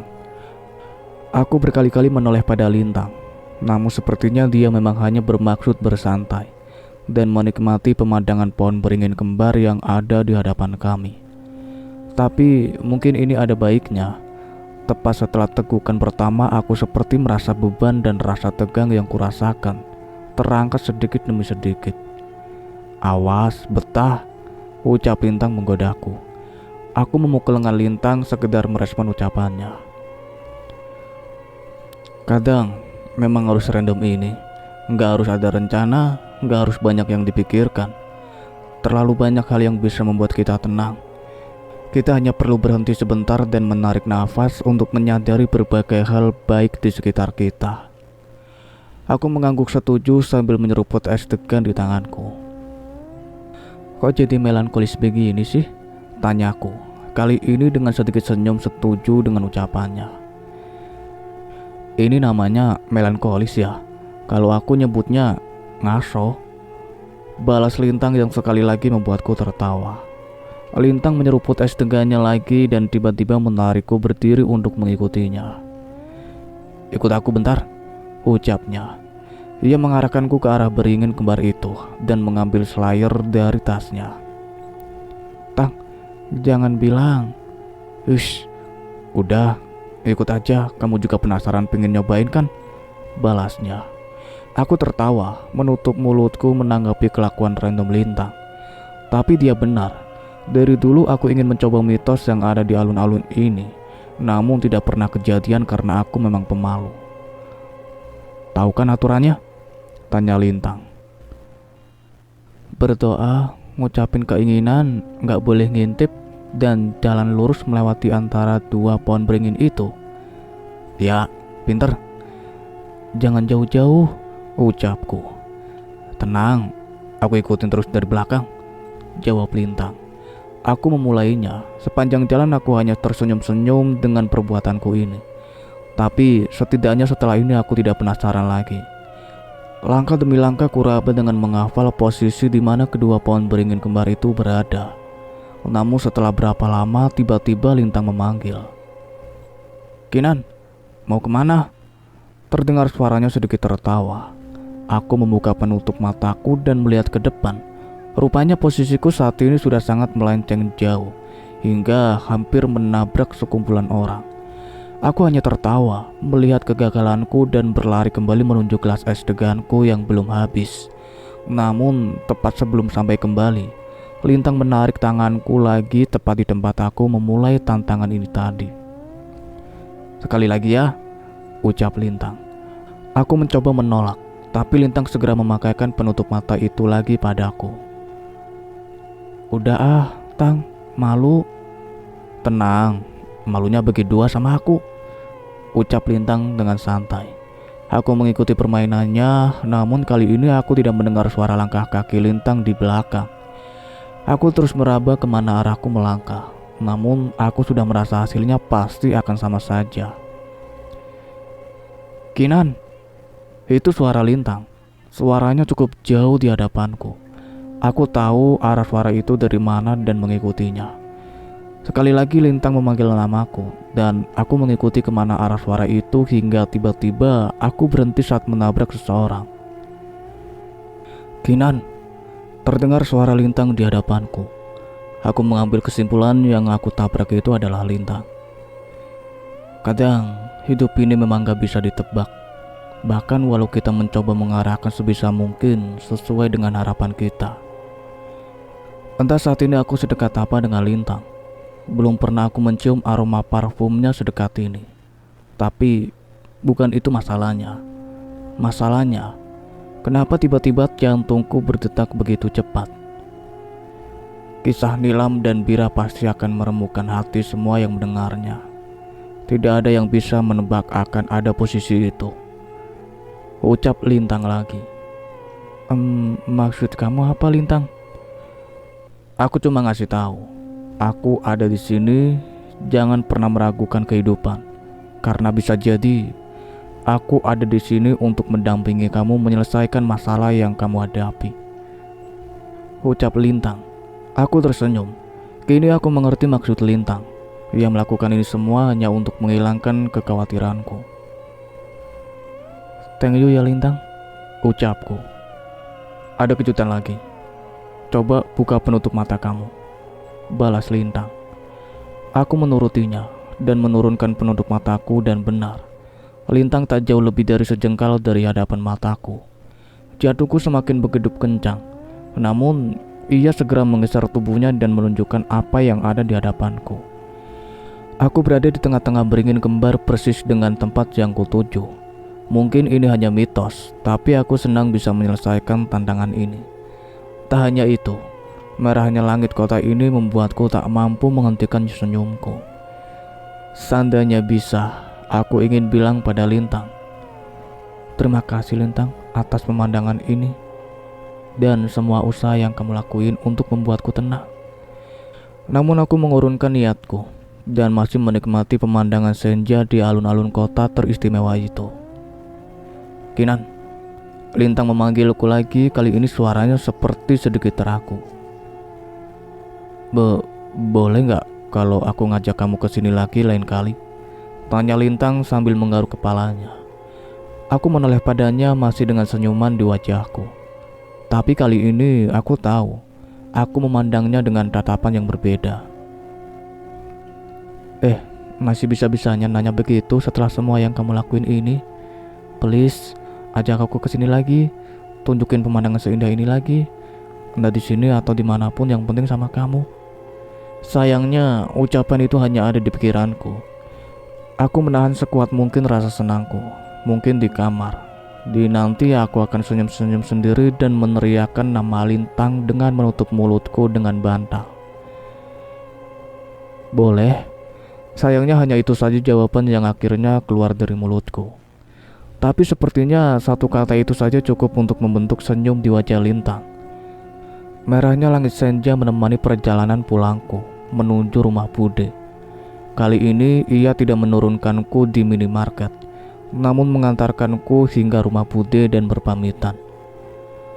Gak takut kesasar? Tanya aku. Kayaknya aku bakal sering kesini kan. Jadi mau gak mau, aku harus hafalin jalan masuk ke komplek sini, jawab Lintang. Sekali lagi aku tersenyum. Aku tidak menyangka Lintang bisa membuatku melupakan semua kejadian buruk yang kualami sejak kemarin. Santi terlihat mulai sehat. Ia membantu Bude mempersiapkan makan malam untuk kami di dapur. Udah sehat, San? Tanya aku. Sudah, Kinan. Maaf yang repotin, balasnya. Gak ada yang direpotin kosan. Bude malah seneng kalau rumahnya rame. Iya kan Bude? Ucapku. Iya, sebenarnya Kinan sudah Bude minta untuk tinggal di sini saja, tapi dia bilang kampusnya jauh. Maaf ya Bude, Tapi tiap libur Kinan pasti pulang ke sini kok. Iya, Bude ngerti. Udah, sana bersih-bersih, kita makan. Kami bertiga menikmati makan malam yang tenang, tanpa membahas hal yang membuat kami khawatir sebelum-sebelumnya. Aku hanya bercerita pada Santi bahwa sementara anak-anak kos mengungsi dulu sampai permasalahan di sana benar-benar selesai. Aku tertidur dengan cepat malam itu. Kelelahan yang menumpuk semenjak kemarin malam membuatku lelap dengan seketika. Sayangnya, aku merasakan perasaan aneh yang membuatku terbangun dengan tidak nyaman. Lampu kamar memang sudah dimatikan, tapi dengan adanya lampu dari ruang tengah, aku masih bisa melihat dengan jelas jarum jam menunjukkan pukul 3 pagi saat itu. Saat itu aku menoleh ke arah Santi yang tidur di kasur tambahan di bawah. Namun bukannya dalam posisi tidur, Santi malah terlihat duduk dengan tatapan mata yang kosong. "San, nggak tidur?" tanyaku. Santi tidak membalas pertanyaanku, sama sekali seolah tidak mendengar suaraku. "San, kamu nggak apa-apa?" panggilku lagi. Kali ini ia menoleh ke arahku secara perlahan. Aku mulai merasa ada yang aneh dengannya. Santi menoleh sambil tersenyum lebar memamerkan giginya dan mata yang menatap tajam ke arahku. Suara gemertak terdengar dari giginya yang saling beradu. Aku ingat senyuman itu. Senyum itu persis seperti kuntilanak yang berada di kamar Santi. Seketika tubuhku merinding dan tubuhku sulit untuk bergerak. Aku mencoba berteriak, namun entah mengapa tidak ada suara dari pita suaraku. Wajah mengerikan itu memiringkan kepalanya dan memperhatikan mataku baik-baik. Sekilas aku mengira ia akan mendekat, namun yang terjadi malah sebaliknya. Santi kembali merebahkan tubuhnya dan tidur dengan memunggungiku. Aku berniat keluar memanggil Bude, namun aku melihat Santi sekali lagi. Ia tidur dengan tenang seolah tidak terjadi apapun pada dirinya. Akhirnya, aku pun berpikir kembali dan memutuskan untuk kembali tidur dibanding harus membangunkan Bude malam-malam begini. Pagi setelahnya Santi bangun seolah tidak terjadi apa-apa dengan semalam. "San, bener udah sehat?" tanya aku memastikan kepadanya sebelum berangkat ke kampus. "Udah Kinan, tenang aja, gak usah khawatir," balasnya dengan penuh percaya diri. Melihat responnya, aku berusaha berpikir positif dan bersiap untuk berangkat ke kampus bersama dengan menggunakan motornya. Walaupun sudah tidak terlalu kepikiran, tapi aku masih sulit untuk berkonsentrasi menerima pelajaran di kampus saat ini. Apalagi saat teringat kejadian semalam. Semoga saja tidak ada masalah dengan Santi setelahnya. Jam mata kuliahku dan Santi berbeda. Dia selesai duluan. Kami janjian jam 3 sore bertemu di depan halaman kampus tempat kami biasa menunggu di kursi taman. "Naik apa ke sini?" tiba-tiba Lintang menghampiriku tepat setelah dosen keluar kelas. "Naik motornya Santi, paling dia udah nungguin di depan," balasku. "Tapi pulang ke rumah Bude kan, nggak ke kos?" tanya Lintang dengan wajah yang khawatir. "Iya, tenang aja. Nanti kalau masalah kos udah diberesin sama Mas Danan, katanya Mas Wiro mau SMS aku," jelasku sambil berjalan kaki menuju halaman depan. "Motor kamu diparkir di belakang kan? Kok ikut ke depan?" tanyaku. "Yaelah, gak peka banget nih cewek. Ya nemenin lah. Kalau gak bisa nganterin pulang, nganterin sampai depan juga gak apa-apa," jawab Lintang dengan santainya. Aku tertawa mendengar jawabannya. Aku sudah tahu maksudnya, tapi kalau bisa mendengar langsung dari mulutnya rasanya sedikit berbeda. Aku sampai di halaman kampus sesuai waktu yang dijanjikan. Namun Santi tidak terlihat di sana. Beruntung ada Lintang yang menemaniku mengobrol untuk mengusir kebosananku. "Coba Santi di SMS, jangan-jangan kamu tinggal," ledek Lintang. "Enak aja, Santi gak kayak gitu," balasku. Namun sesuai kata Lintang, aku segera mengirim SMS padanya menanyakan kabarnya, namun tidak ada balasan. Kami menunggu hingga hampir 1 jam, namun keberadaan Santi tidak muncul juga. "Coba cek motornya, masih diparkir apa sudah nggak ada?" tanya Lintang. Tadi aku dan Santi parkir di parkiran depan. Kami pun mengecek keberadaan motor Santi. namun masih terparkir dengan kondisi sama persis seperti tadi pagi kami parkirkan. Masih ada Lintang, tapi kok jam segini dia belum keluar ya? Ucapku dengan heran. Lintang hanya menaikkan bahunya dan menyerahkan minuman botol yang baru saja ia beli. Minum dulu nih, haus kan? Makasih ya Tang. Aku meminum pemberian Lintang sambil memikirkan kemungkinan apa yang sedang dilakukan Santi. Santi gak mampir kos kan? Tanya Lintang tiba-tiba. Aku menoleh padanya. Memang itu yang kutakutkan saat ini. Sembari menunggu, akhirnya aku memutuskan menceritakan kejadian semalam pada Lintang. Semalam ada yang aneh sama Santi, ucapku. Aneh gimana? Aku kebangun jam 3 pagi dan Santi duduk dengan aneh di kasurnya. Dia menoleh dan tersenyum ke arahku. Wajahnya kelihatan serem, ucapku. Serius kamu? Terus gimana? Ucap Lintang yang raut wajahnya mulai berubah. Udah begitu aja. Setelahnya dia kembali tidur dan memunggungiku. Paginya dia baik-baik saja seolah gak terjadi apa-apa, jelasku. Lintang terlihat berpikir. Aku tahu ia memikirkan hal yang sama denganku saat ini. Santi pergi ke kos. Aku mau cek ke kos, jawabku sambil segera mengangkat tasku. Enggak nunggu Mas Danan sama Mas Cahyo dulu? Tanya Lintang. Cuma ngecek Santi ada di sana atau enggak. Kalau enggak ada ya kita balik, jawabku. Ya udah, aku temenin. Kami pun berjalan kaki menuju rumah kos yang seharusnya tidak boleh kami datangi dulu. Namun rasa kekhawatiranku akan Santi memaksaku untuk memeriksanya. Kunci pagarnya kebuka Kinan, ucap Lintang. Aku memerhatikan ke dalam rumah. Terlihat pintu depan sedikit terbuka seolah ada orang di dalam rumah ini. Ada orang di dalam, Tang? Jangan-jangan itu Santi, ucapku. Jangan Kinan, jangan masuk, ucap Lintang.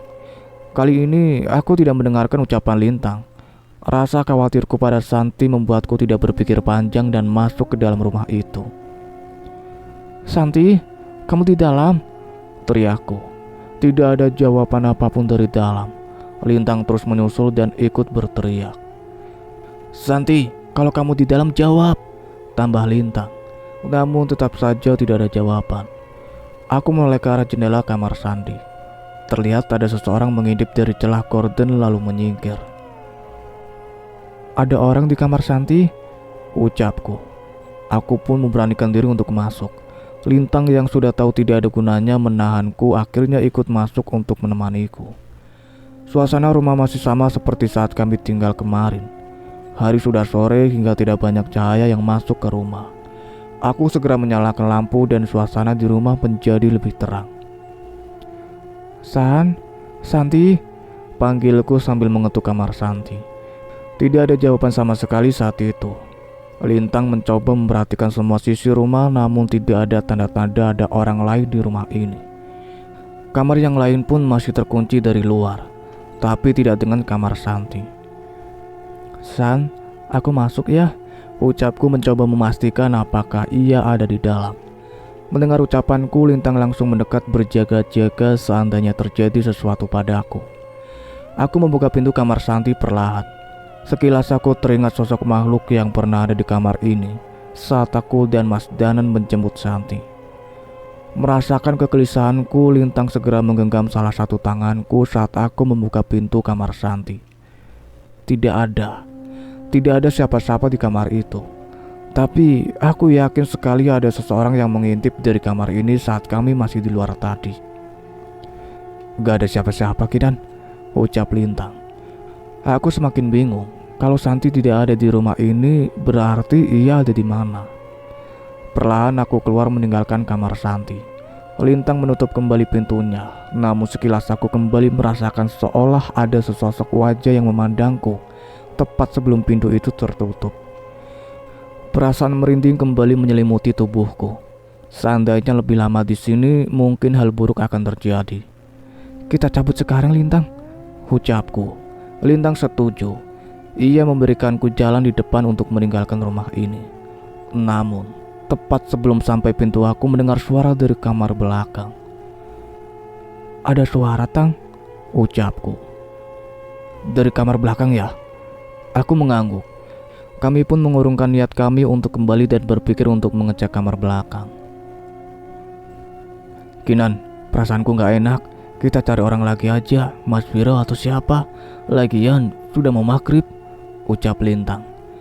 Sebenarnya aku setuju. Namun setelahnya terdengar suara seseorang melantunkan lagu dengan menggumam dari kamar belakang. Entah mengapa aku merasakan bahwa itu adalah suara Santi. "Itu Santi, Tang. Gak salah lagi," ucapku. Lintang menghela nafas mendengar reaksiku. "Ya udah, kamu nunggu di sini. Gak akan aku biarin kamu ke kamar itu lagi," ucap Lintang. Aku pun menuruti ucapan Lintang dan menunggu di dekat pintu rumah. Lintang berjalan mengecek ke kamar belakang. Seiring dengan langkah kaki Lintang, tiba-tiba pintu kamar belakang terbuka perlahan. Suara gumaman Santi terdengar semakin jelas. Aku melihat dari jauh sesuatu yang berbeda di kamar itu. Itu benar Santi. Tapi dia berbeda. Wajahnya terlihat pusat pasi dan sambil tersenyum memainkan sisir di rambutnya. "San, kamu ngapain, San?" Lintang mencoba mendekati Santi. Namun Santi tidak menjawab dan malah tertawa kecil dan menatapku dari celah pintu. "Lintang, dia kesurupan," ucapku. "Kita gak bisa biarin dia kayak begini," ucap Lintang. Aku setuju dengannya. Lintang terlihat setengah mati melawan rasa takutnya dan membaca doa-doa yang cukup panjang. Aku tidak pernah menyangka di balik santainya seorang Lintang. Ternyata dia juga cukup hafal doa-doa panjang. Mendengar itu mendadak wajah Santi berubah. Ia terlihat marah dan menatap ke arah Lintang. Santi berdiri dan bersiap menerjang Lintang. Namun ia tertahan saat Lintang kembali mengeraskan doa-doa yang ia baca. Tinggalkan tubuh Santi," perintah Lintang dengan suara yang gemetar. Makhluk di tubuh Santi tidak gentar. Ia terlihat tidak bisa mendekat ke Lintang dan akhirnya berteriak dengan suara-suara aneh dan mencakar tubuhnya sendiri. Bersamaan dengan itu tiba-tiba terdengar suara pintu bergetar. Aku menoleh ke arah luar dan terlihat sepasang makhluk yang terbungkus kain kafan menatap dari depan kaca jendela, seolah menahan kami untuk keluar. Tubuhku gemetar. Seketika aku merasa kami sudah terjebak di rumah ini. "Lintang, di luar ada pocong," ucapku yang segera berjalan mendekati Lintang. Makhluk di tubuh Santi semakin tersenyum melihat kami yang semakin takut. Tak cukup sampai di situ.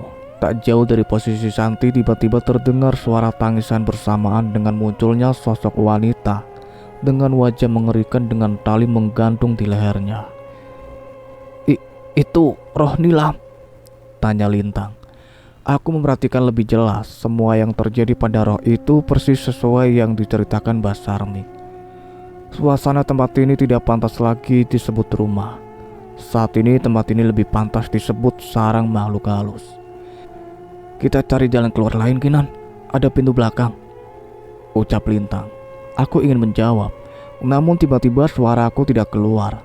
Tiba-tiba tubuhku panas dingin, sesuatu seperti ada di sekitarku dan mengelilingiku. Samar-samar terlihat bayangan makhluk yang kulihat di kamar Santi di pikiranku. Aku menoleh pada Santi. Tiba-tiba dia terbaring lemah di lantai kamar dan berusaha untuk berdiri, seolah sudah mampu menguasai dirinya. Lintang, tolong!" Aku ingin berkata seperti itu, namun kata-kata itu tidak keluar sama sekali. Anehnya wajahku tersenyum sendiri dan mengeluarkan tawa yang aneh. Makhluk yang merasuki tubuh Santi kini mencoba merasukiku. Kinan, kamu kenapa?" Lintang yang menyadari kondisiku segera menghampiriku yang hampir terjatuh. Wajahnya terlihat begitu khawatir. Ia berusaha menahan rasa takutnya dan membacakan doa sambil menggenggam tanganku. Aku terus membaca doa yang sama dalam hati, berusaha bertahan agar makhluk ini tidak menguasai tubuhku. Tapi yang terbentuk di wajahku hanyalah senyuman aneh dari makhluk yang merasukiku. Keadaan semakin parah ketika sosok pocong yang sebelumnya ada di luar kini melayang mengelilingi aku dan Lintang dan menatap kami dengan wajah mereka yang mengerikan. Bau busuk tercium di ruangan ini. Sepertinya keberadaan pocong itu yang membawa bau ini. Aku melihat wajah Lintang yang mencoba memberanikan dirinya. Ia terlihat tidak berniat meninggalkanku sama sekali. Dengan pocong yang mengelilingi kami, aku yang kesurupan. Sosok roh nilam yang terus menatap ke arah kami. Lintang masih terus di sini dan membacakan doa-doa untuk melindungiku. Keadaan semakin mencekam ketika kaca-kaca jendela mulai bergetar dan suara benda yang pecah dari arah dapur. Suara langkah kaki pun ikut mendekat ke arah kami. Aku hampir tidak dapat mempertahankan kesadaranku. Namun sebelum aku kehilangan kesadaran, tiba-tiba terdengar suara pintu terbuka dengan keras. "Bentar mas, ada orang."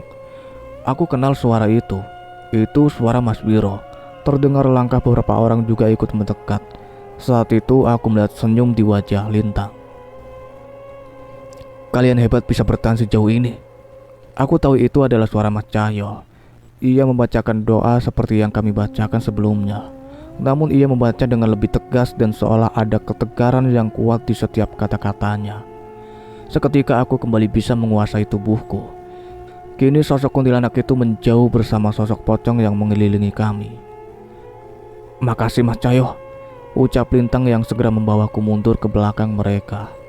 Mas Cahyo membantu Santi yang masih terlihat lemah untuk menjauh dari kamar belakang. "Sudah, tenang saja. Habis ini semuanya akan kembali tenang," balas Mas Cahyo. Tak berapa lama aku melihat Mas Danan datang menyusul masuk ke dalam rumah. Ia bersama dengan seorang perempuan yang umurnya lebih tua dari kami semua. Mereka langsung masuk menuju kamar belakang dan wanita itu memerhatikan setiap sisi rumah ini, seolah berusaha mengingat sesuatu. Matanya terlihat berkaca-kaca menahan tangis. "Itu siapa?" tanyaku pada Mas Cahyo. "Dia orang yang meminta tolong pada kami untuk menyelesaikan masalah ini," jawab Mas Cahyo. Aku tak menyangka, ternyata keberadaan Mas Danan dan Mas Cahyo di tempat ini bukan kebetulan, melainkan ada seseorang yang meminta bantuan mereka. "Dia siapa?" tanyaku yang masih belum puas dengan jawaban Mas Cahyo barusan. "Mbak Vera." Mendengar jawaban Mas Cahyo, seketika aku dan Lintang menoleh ke arah kamar itu, menyaksikan apa yang ada di sana. Mengetahui Mas Danan dan Mbak Vera mendekat, sosok hantu di rumah ini terlihat marah dan mencoba menyerang mereka berdua. Namun Mas Danan tetap tenang di sisi Mbak Vera. Mas Cahyo hanya berdiri menatap semua makhluk itu dengan wajah yang kesal. Dan seketika terdengar suara auman hewan buas menggema di rumah ini bersamaan dengan kemunculan bayangan menyerupai kera raksasa. "Sekali saja kalian menyentuh temanku, akulah yang kalian lawan." Mas Cahyo memberi ancaman yang membuat semua makhluk di ruangan ini mundur. Aku takjub dengan apa yang ia lakukan. Makhluk yang dari tadi membuatku dan Lintang dalam keadaan bahaya bisa ketakutan hanya dengan gertakannya. "Nilam, ada yang mau ketemu," ucap Mas Danan. Sebuah doa dibacakan Mas Danan sambil menyentuh kepala Mbak Vera. Seketika Mbak Vera seperti melihat sesuatu. "Maafin aku Nilam." Suara Mbak Vera terdengar parau mencoba menahan tangis melihat sosok Nilam saat ini. "Aku udah ngebuat kamu sampai seperti ini. Maafin aku Nilam." Kali ini Mbak Vera tidak dapat menahan tangisnya hingga air mata menetes di lantai rumah itu. "Mas Danan, Mas bisa nolongin Nilam kan? Apa yang harus saya lakukan supaya Nilam bisa tenang?" ucap Mbak Vera setengah memohon pada Mas Danan. Mas Danan tersenyum dan menatap ke arah Nilam. "Nilam, sudah memaafkan kamu sejak dulu," ucap Mas Danan. "Maksud Mas Danan?" "Benar. Aku tidak mengerti maksud Mas Danan. Kalau memang Nilam sudah memaafkan Mbak Vera, kenapa Nilam masih gentayangan? Dan kenapa harus membawa Mbak Vera ke sini?" Roh Nilam tidak bisa tenang karena setan-setan yang dikirimkan melalui santet oleh keluarga Bira masih menahannya di sini. Mereka yang mengganggu penunggu kos dan membakar dendam roh Nilam. Jelas Mas Danan. Aku menoleh ke arah Mas Cahyo, berharap ada penjelasan lain darinya. Sebenarnya mudah untuk membersihkan sisa santet ini setelah menemukan perantaranya. Tapi sebelum menolong mereka yang telah tiada, Lebih penting menolong mereka yang masih hidup, ucap Mas Cahyo sambil mengarahkan matanya ke arah Mbak Vera. Roh Nilam mendekat ke arah Mbak Vera. Mas Danan membacakan doa pendek dan seketika wajah Roh Nilam berubah. Wajahnya terlihat cantik tanpa luka di wajahnya. Dendamku hanya kepada Bira dan keluarganya. Aku hanya ingin kamu tahu bahwa aku tidak menaruh dendam padamu. Kita teman, jadi jangan merasa bersalah lagi. Itu yang mau Nilam sampaikan, ucap Mas Danan. Seketika raut wajah Mbak Vera berubah. Setelah semua yang aku lakuin, kamu masih menganggap aku teman, ucap Vera. Roh Nilam mengangguk sambil tersenyum. Sekali lagi air mata Mbak Vera tertumpah dengan suara tangisan yang memenuhi ruangan. Semua yang ada di ruangan ini pasti merasakan sakitnya beban yang Mbak Vera tanggung selama ini. Mbak Vera sebelumnya sudah mau bunuh diri. Rasa bersalah mengantuinya, bahkan walau sudah terlewat bertahun-tahun, ucap Mas Cahyo. Akhirnya aku mengerti tujuan utama Mas Danan dan Mas Cahyo adalah menyelamatkan Vera dari rasa bersalah yang mengetahuinya. Sudah Mbak Vera, kita anterin Nilam supaya bisa tenang ya, ajak Mas Danan. Mbak Vera pun mengangguk dan Mas Danan memimpin untuk membacakan doa. Kami pun mengikutinya dengan harapan setiap doa kami bisa mengantarkan Nilam untuk beristirahat dengan tenang setelah semua siksaan yang ia alami selama hidup dan matinya. Perlahan roh Nilam menghilang dari kamar belakang yang menyimpan banyak cerita mengerikan itu. Aku menarik nafas lega mengetahui akhirnya masalah tentang Nilam bisa selesai. Mas Biro, Mas Lintang, bisa bantu bawa mereka ke tempat yang aman dulu. Masih ada yang harus kami selesaikan, ucap Mas Cahyo.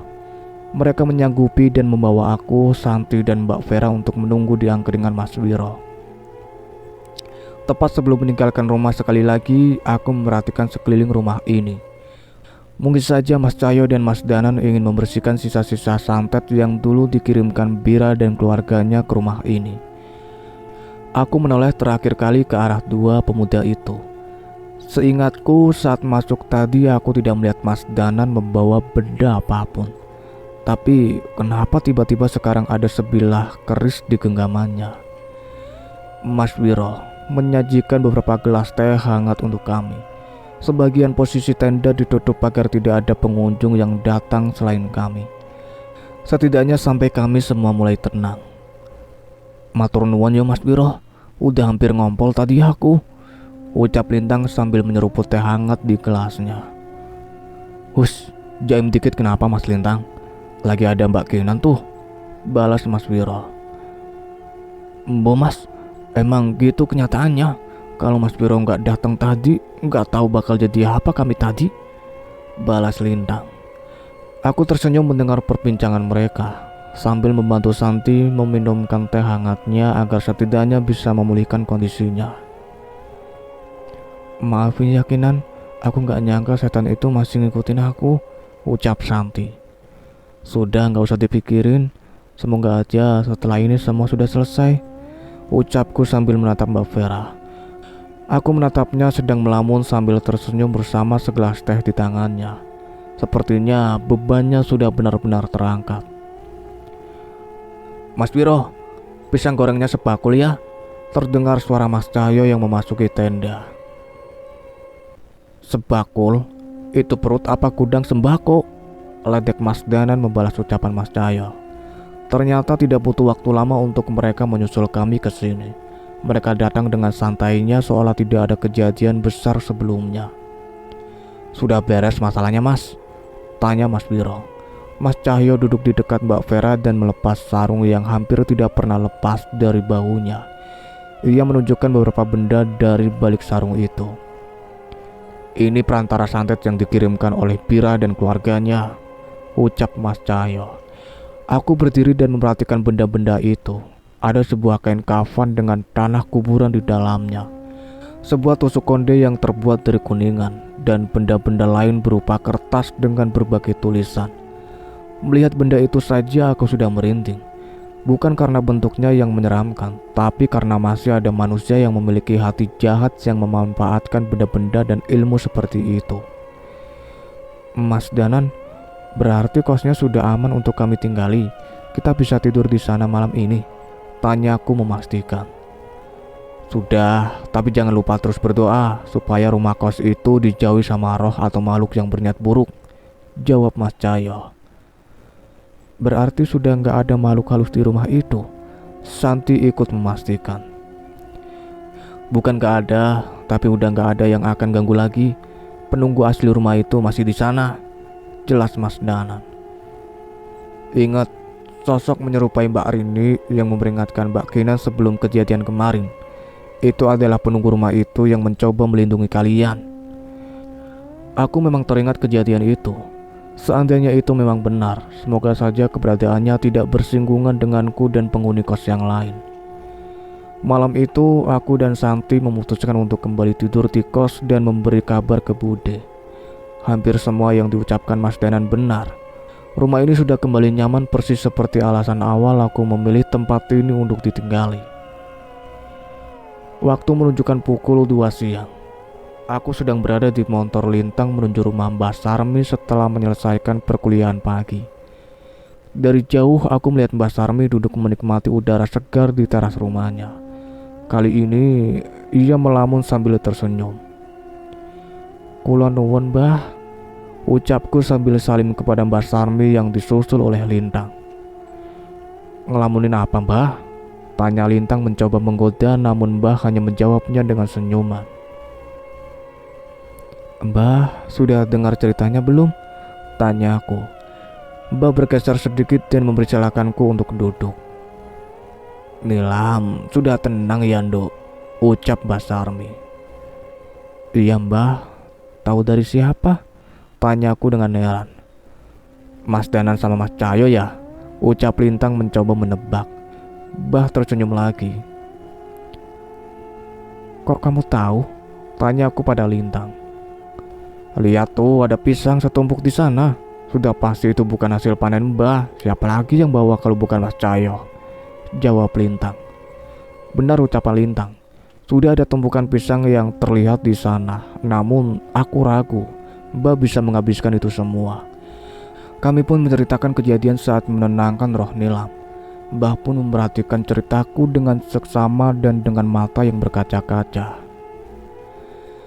Syukur Nduk, kamu sudah bisa tenang di alam sana, ucap Mbah Sarmi sambil beberapa kali menatap langit. Setelah beberapa lama berbincang, terlihat sebuah mobil taksi berhenti di depan rumah Mbok Sarmi. Seorang wanita turun dari sana. Aku memperhatikan wanita itu dan dalam sekejap aku bisa mengenalinya. Itu adalah Mbak Vera. Wah, Kinan, Lintang, di sini juga, ucap Mbak Vera yang segera salim ke Mbok Sarmi yang terlihat bingung. Aku Vera Mbah, temannya Nilam, ucapnya memperkenalkan diri sambil setengah duduk di hadapan Mbak Sarmi. Mbak Sarmi mencoba mengingat dengan cukup lama, hingga akhirnya ia tersenyum dan mengelus-elus rambut Mbak Vera. Ya ampun Duk, sudah lama banget, kenapa baru mampir ke sini? Ucap Mbah. Maafin Vera Mbah, Vera punya salah sama Nilam, tapi sekarang semua sudah selesai, jelasnya. Nilam gak marah sama kamu, Mbah pingin bilang itu Nduk. Kali ini mata Mbah Sarmi berkaca-kaca lagi. Mbak Vera pun segera memeluk Mbah Sarmi. Maafin Vera ya Mbah. Tidak banyak kata-kata setelahnya, hanya pelukan hangat dan tetesan air mata yang menular hingga ke mataku sekarang. Kami melanjutkan pertemuan ini dengan obrolan ringan sampai Mbak Vera mengeluarkan sebuah benda, kebaya berwarna hijau. Mbah, dulu Nilam pernah bilang ke Vera, dia bilang pengen beliin Mbah kebaya warna hijau, katanya buat dipakai ke hajatan-hajatan kampung. Ini sekarang Vera bawain, ucap Mbak Vera. Nilam masih inget Tondo, ucap Mbah Sarmi sambil tersenyum. Mbak Vera hanya mengangguk, mengiyakan.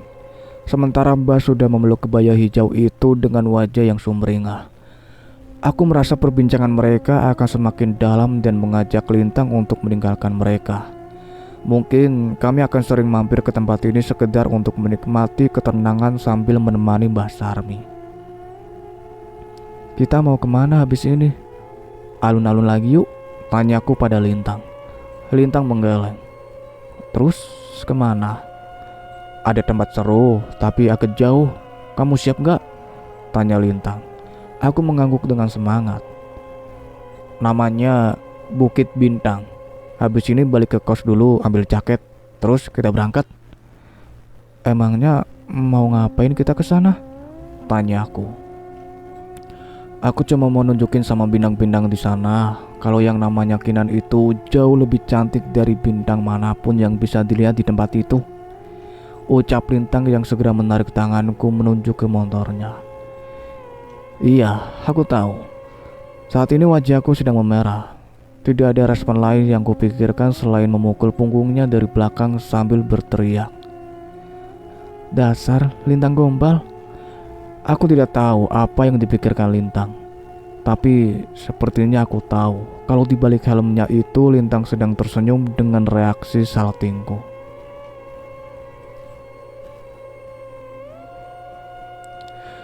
Oke guys, itulah akhir dari cerita yang berjudul Kau Gantung Jasadku di Kamar Itu, yang ditulis oleh Kak Dioseta. Terima kasih banyak untuk kalian semua yang sudah setia mengikuti cerita ini sampai selesai. Nantikan cerita-cerita terbaru lainnya dari kami. Sebelum Mas Alan pamit, jangan lupa untuk like, comment, subscribe channel ini, dan satu lagi bunyikan loncengnya. See you in next video. Wassalamualaikum warahmatullahi wabarakatuh.